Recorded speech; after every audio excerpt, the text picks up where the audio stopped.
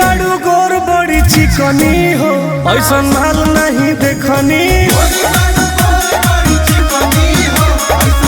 अरे माल नहीं देखनी हो माल नहीं देखनी। एक मिनट नहीं टिकनी हो ऐसा माल नहीं देखनी।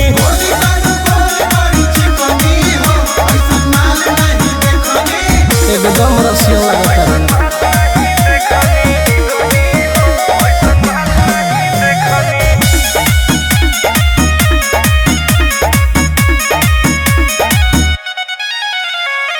होठ रसीला लागे लुसीला हिला के रखले बाड़ू तुझीला